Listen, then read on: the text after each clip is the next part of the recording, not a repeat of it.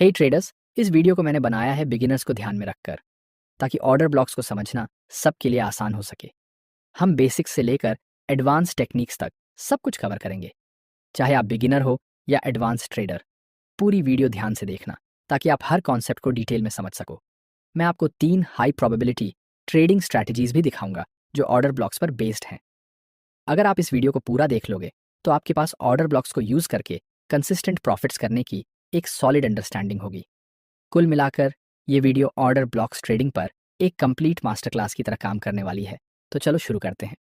इस वीडियो में हम ये टॉपिक्स कवर करेंगे। सबसे पहले ऑर्डर ब्लॉक क्या होता है, इसे समझते हैं।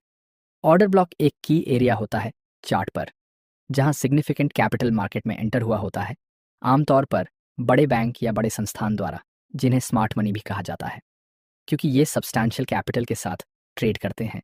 इनके एक्शंस चार्ट पर नोटिसेबल प्राइस मूवमेंट्स लाते हैं। अगर आपको किसी स्पेसिफिक एरिया से तेजी से प्राइस मूव होता दिखे, जैसे कि यहाँ, तो ये इंडिकेशन हो सकता है कि स्मार्ट मनी ने पोजीशन ली है।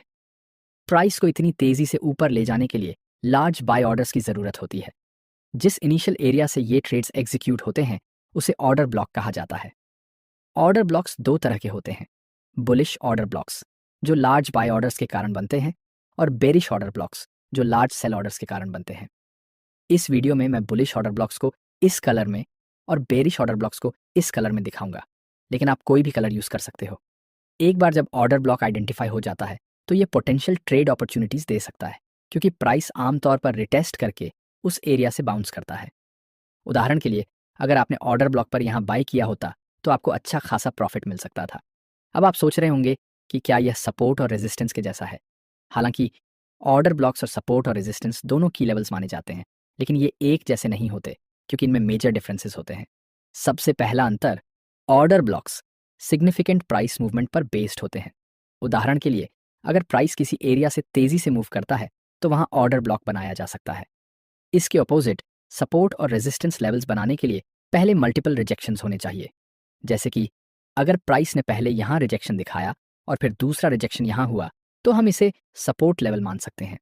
दूसरा अंतर, ऑर्डर ब्लॉक्स को चार्ट पर आमतौर पर थिक जोन्स या एरियाज की फॉर्म में ड्रॉ किया जाता है, जबकि सपोर्ट और रेजिस्टेंस लेवल्स को लाइंस की तरह दिखाया जाता है।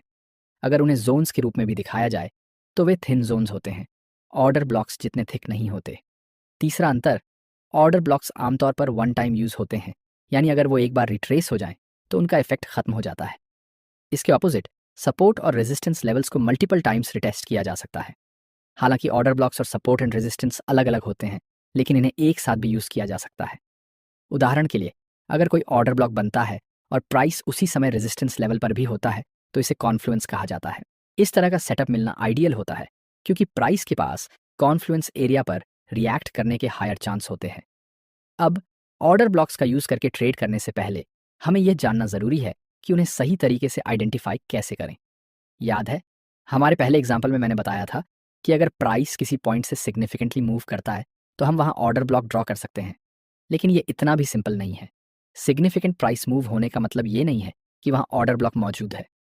कुछ स्पेसिफिक रूल्स होते हैं जो ये तय करते हैं कि कोई ऑर्डर ब्लॉक वैलिड है या नहीं। तो वैलिड ऑर्डर ब्लॉक के 3 इंपॉर्टेंट रूल्स हैं जो बहुत ज़रूरी हैं, क्योंकि अगर आप इन्हें नहीं समझे तो स्ट्रैटेजी को सही से ट्रेड नहीं कर पाओगे। रूल नंबर 1, किसी प्राइस को ऑर्डर ब्लॉक के रूप में क्लासिफाई करने के लिए उसके बाद कुछ गैप क्रिएट होना चाहिए। इस गैप को लोग इनएफिशिएंसी या इम्बैलेंस कहते हैं। तो जब भी ये टर्म सुनो तो इसका सीधा मतलब होता है गैप।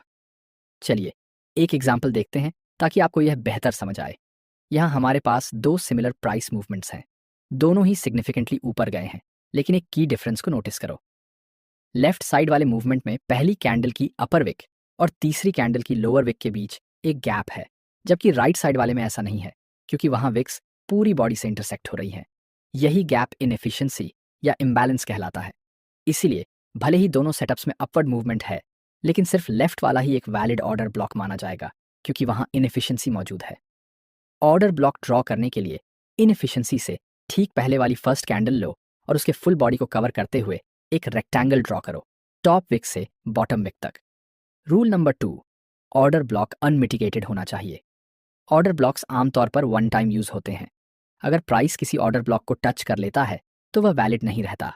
मतलब अब उसे टेस्ट या रिट्रेस नहीं किया जा सकता। उदाहरण के लिए, मान लो कि आपने प्राइस में एक गैप या इनएफिशिएंसी स्पॉट किया और वहां ऑर्डर ब्लॉक ड्रॉ कर दिया। अगर प्राइस या सिर्फ विक भी उस ऑर्डर ब्लॉक को टच कर लेती है तो वह अब वैलिड नहीं रहेगा, क्योंकि वह अब टेस्ट हो चुका है। हालांकि टेस्ट हुए ऑर्डर ब्लॉक को दोबारा यूज करने की स्ट्रैटेजीज होती हैं, लेकिन इसे मैं बाद में वीडियो में कवर करूंगा। फिलहाल बस इतना याद रखो कि order block generally one time use होता है।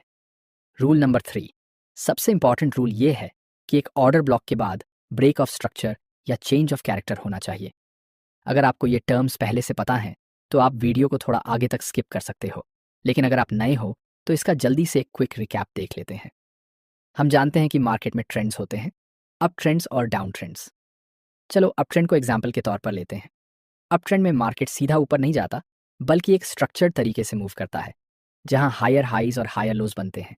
इन्हें हायर हाइज इसलिए कहा जाता है क्योंकि हर नया हाई पिछले हाई से ऊंचा होता है, और हायर लोज इसलिए क्योंकि हर नया लो भी पिछले लो से ऊंचा होता है। दूसरी तरफ डाउन ट्रेंड में प्राइस लोअर हाइज और लोअर लोज बनाता है। लोअर हाइज इसलिए कहलाते हैं क्योंकि हर नया हाई पिछले हाई से नीचा होता है, और लोअर लोज इसलिए क्योंकि हर नया लो भी पिछले लो से नीचे होता है। अब अप ट्रेंड स्ट्रक्चर में जब प्राइस पिछले हाइज को तोड़कर हायर हाइज बनाता है तो इसे ब्रेक ऑफ स्ट्रक्चर कहा जाता है। लेकिन मार्केट हमेशा अप ट्रेंड में नहीं रहता, किसी पॉइंट पर ट्रेंड बदलता है। ये शिफ्ट तब होती है जब प्रीवियस लोज ब्रेक होते हैं, जिससे लोअर लोज बनते हैं। याद रखो, ब्रेक से पहले हमारे पास हायर लोज होते हैं, लेकिन जब प्राइस उन्हें तोड़ता है तो ये लोअर लोज बन जाते हैं। अप ट्रेंड में प्रीवियस लोज का ब्रेक होना चेंज ऑफ कैरेक्टर कहलाता है। ऐसा क्यों? क्योंकि ये मार्केट के कैरेक्टर को बदल देता है, अप ट्रेंड स्ट्रक्चर से डाउन ट्रेंड स्ट्रक्चर में, और ये साइकिल बार बार रिपीट होती जाती है। डाउन ट्रेंड के दौरान प्राइस लोअर हाइज और लोअर लोज बनाता है। जब प्रीवियस लोज ब्रेक होते हैं तो उसे ब्रेक ऑफ स्ट्रक्चर कहा जाता है। अगर फ्यूचर में प्राइस प्रीवियस हाइज को तोड़कर हायर हाइज बनाता है और वह अभी भी डाउन ट्रेंड में है तो इसे चेंज ऑफ कैरेक्टर कहते हैं, क्योंकि अब प्राइस का स्ट्रक्चर डाउन ट्रेंड से अप ट्रेंड में शिफ्ट हो जाता है। तो ये ब्रेक ऑफ स्ट्रक्चर और चेंज ऑफ कैरेक्टर का एक क्विक ओवरव्यू था। अब इसका ऑर्डर ब्लॉक से क्या कनेक्शन है? ऑर्डर ब्लॉक को वैलिड होने के लिए उसके बाद या तो ब्रेक ऑफ स्ट्रक्चर होना चाहिए या फिर चेंज ऑफ कैरेक्टर। चलिए एक एग्जांपल देखते हैं। इस चार्ट में हम देखते हैं कि प्राइस सिग्निफिकेंटली ऊपर गया और साथ ही एक गैप या इनएफिशिएंसी भी बना। तो यहाँ एक पॉसिबल ऑर्डर ब्लॉक हो सकता है, लेकिन इसका मतलब ये नहीं कि हम तुरंत ऑर्डर ब्लॉक ड्रॉ कर सकते हैं, क्योंकि पहले हमें ये देखना होगा कि मार्केट बाद में ब्रेक ऑफ स्ट्रक्चर या चेंज ऑफ कैरेक्टर बनाता है या नहीं। यहीं पर ध्यान दो, प्राइस ने अभी तक ब्रेक ऑफ स्ट्रक्चर नहीं बनाया है, क्योंकि उसने ये प्रीवियस हाइज ब्रेक नहीं किए हैं। तो हमें वेट करना होगा कि प्राइस आगे कैसे डेवलप होता है। अब जब प्राइस इस हाई को ब्रेक करता है, जिससे ब्रेक ऑफ स्ट्रक्चर बनता है, तब हम इनएफिशिएंसी से ठीक पहले वाली फर्स्ट कैंडल पर अपना ऑर्डर ब्लॉक ड्रॉ कर सकते हैं। फिर से हम देखते हैं कि प्राइस सिग्निफिकेंटली ऊपर गया, उसके साथ इनएफिशिएंसी बनी, और उसके बाद हायर हाइज बनाते हुए ब्रेक ऑफ स्ट्रक्चर भी बना। तो ये एक और वैलिड ऑर्डर ब्लॉक बनाता है जिसे हम ड्रॉ कर सकते हैं। अब चलिए एक और एग्जाम्पल देखते हैं। इस चार्ट में प्राइस हायर हाइज और हायर लोज बना रहा है, और यहाँ पर इनएफिशिएंसी की वजह से एक पॉसिबल ऑर्डर ब्लॉक है। लेकिन क्योंकि प्राइस ने अभी तक हायर हाइज नहीं बनाए हैं, हम इसे वैलिड ऑर्डर ब्लॉक नहीं मान सकते। कुछ समय बाद प्राइस नीचे मूव करता है और एक और पॉसिबल ऑर्डर ब्लॉक बनाता है, लेकिन इस बार ये बेरिश है। इसका कारण ये है कि यहाँ सिग्निफिकेंट डाउनवर्ड मूवमेंट हुआ है और इस बेरिश कैंडल पर इनएफिशिएंसी बनी है। इसके बाद प्राइस स्ट्रक्चर के प्रीवियस लोज को ब्रेक करता है, जिससे लोअर लोज बनते हैं। क्योंकि अब ट्रेंड के दौरान लोअर लोज बने हैं, इसे चेंज ऑफ कैरेक्टर माना जाएगा और अब मार्केट स्ट्रक्चर डाउन ट्रेंड में शिफ्ट हो गया है। तो अब हम लेटेस्ट ऑर्डर ब्लॉक पर फोकस करेंगे, जो कि करंट ट्रेंड के साथ अलाइन करता है, यानी यह बेरिश ऑर्डर ब्लॉक।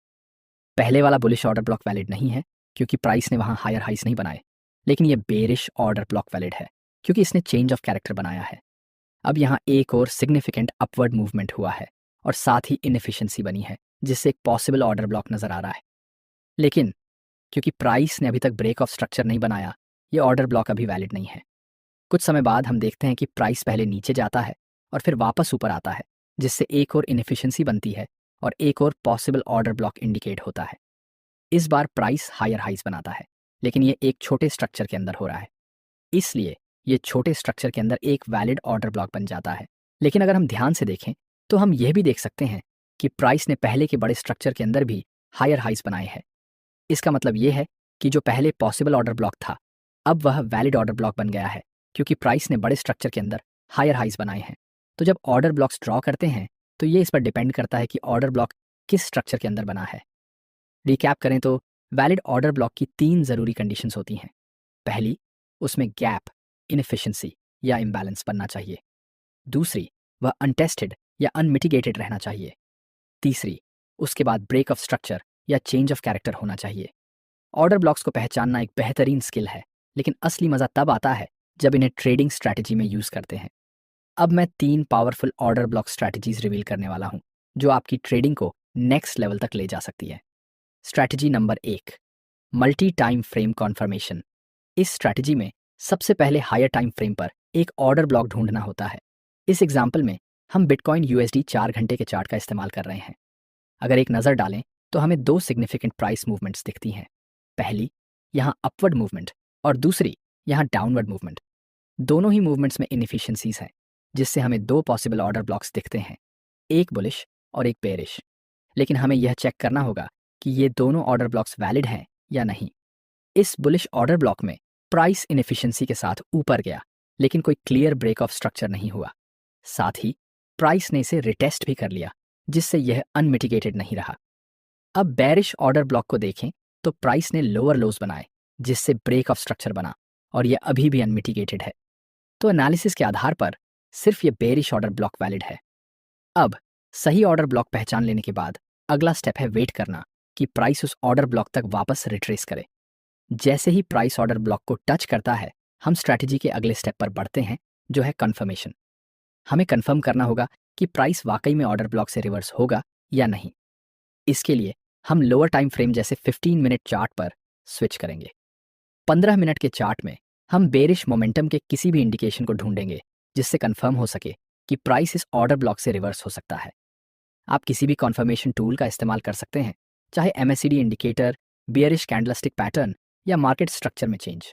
मेरा फेवरेट कन्फर्मेशन टूल है bearish engulfing candlestick pattern.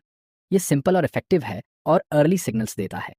Bearish engulfing pattern तब बनता है जब एक छोटी बुलिश कैंडल के तुरंत बाद एक बड़ी बेरिश कैंडल बनती है, जो पहली कैंडल को पूरी तरह इंगल्फ कर लेती है। ये एक बुलिश से बेरिश रिवर्सल का इंडिकेशन देता है। जैसे ही ये पैटर्न दिखे, आप सेल पोजीशन ओपन कर सकते हैं। फिर अपना स्टॉप लॉस ऑर्डर ब्लॉक के ऊपर रखें और टेक प्रॉफिट को स्टॉप लॉस के 2 गुना पर सेट करें। जैसा कि आप देख सकते हैं, ये स्ट्रैटेजी सॉलिड प्रॉफिट्स दे सकती है। यहाँ एक चीट शीट है जो आपको मल्टीपल टाइम फ्रेम्स पर ट्रेडिंग में मदद करेगी।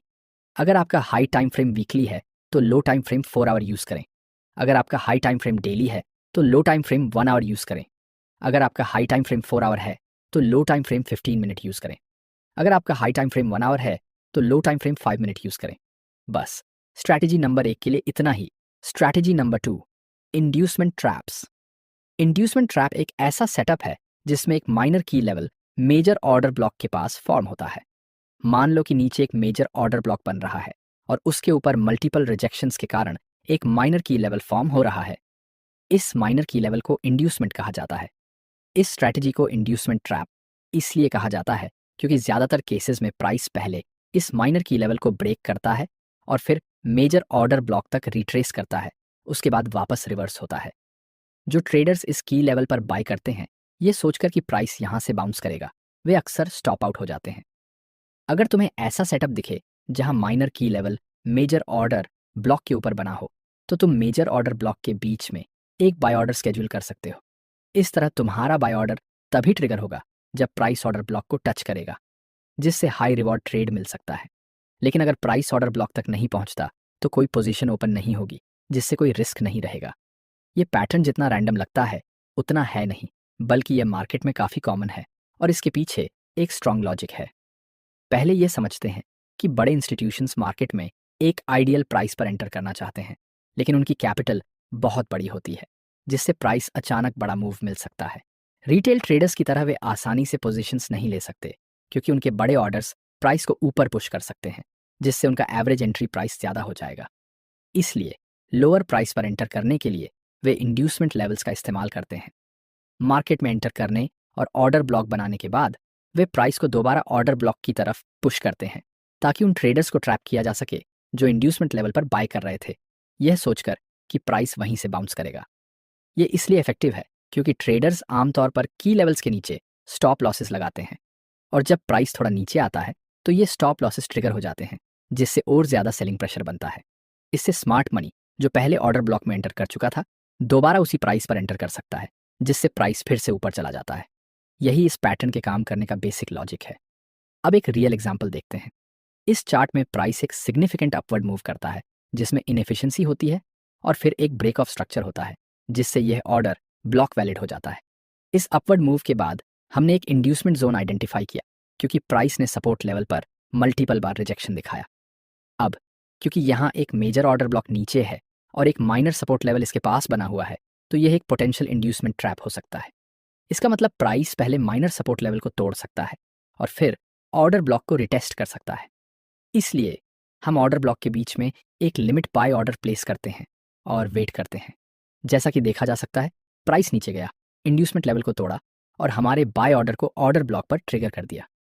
ऑर्डर ट्रिगर होने के बाद हम स्टॉप लॉस को ऑर्डर ब्लॉक के ठीक नीचे रखते हैं और टेक प्रॉफिट को स्टॉप लॉस के 2 से 3 गुना साइज पर सेट करते हैं। तुम चाहो तो इंड्यूसमेंट जोन को भी अपना टेक प्रॉफिट टारगेट बना सकते हो, और जैसा कि आप देख सकते हैं, ये ट्रेड प्रॉफिटेबल रहा। Strategy number 3, breaker blocks.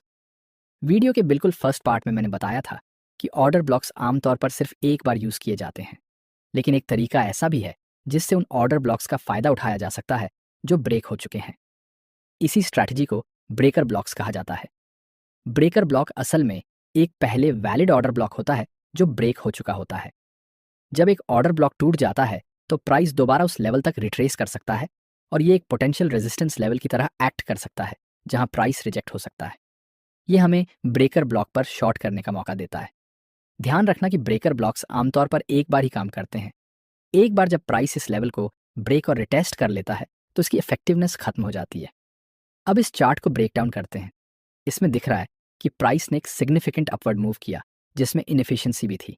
साथ ही प्राइस ने यहाँ हायर हाइज बनाए, इसलिए हम इस कैंडल पर एक ऑर्डर ब्लॉक ड्रॉ कर सकते हैं। लेकिन फिर प्राइस नीचे आकर ऑर्डर ब्लॉक को तोड़ देता है। इस मूव के कारण मार्केट में चेंज ऑफ कैरेक्टर हुआ, क्योंकि प्राइस ने पिछले लोस को ब्रेक कर दिया, जो ये दिखाता है कि ट्रेंड बुलिश से बेरिश में शिफ्ट हो गया है। अब जब प्राइस दोबारा प्रीवियस ऑर्डर ब्लॉक की ओर रिट्रेस कर रहा है तो ये एक पोटेंशियल रेजिस्टेंस जोन बन सकता है। ये एक प्राइम एरिया है जहां शॉर्ट पोजीशन ओपन की जा सकती है। इसके बाद स्टॉप लॉस को ब्रेकर ब्लॉक के थोड़ा ऊपर प्लेस करो और टेक प्रॉफिट को स्टॉप लॉस के साइज से 2 गुना पर सेट करो। जैसा कि आप देख सकते हैं, प्राइस ने इस ऑर्डर ब्लॉक को रिजेक्ट किया, टारगेट को हिट किया और हमें एक अच्छा प्रॉफिट मिला। तो ये था पूरा स्टेप बाय स्टेप प्रोसेस जिससे तुम ऑर्डर ब्लॉक्स को ढूंढकर ट्रेड कर सकते हो। लेकिन अगर तुम बिल्कुल बिगिनर हो और तुम्हारे पास ट्रेडिंग का कोई एक्सपीरियंस नहीं है, तो मैं रिकमेंड करूंगा कि पहले कोई दूसरी स्ट्रैटेजी ट्राई करो। इस वीडियो में मैंने एक ऐसी स्ट्रैटेजी एक्सप्लेन की है जिसे कोई भी बिगिनर यूज करके कंसिस्टेंट प्रॉफिट्स कमा सकता है।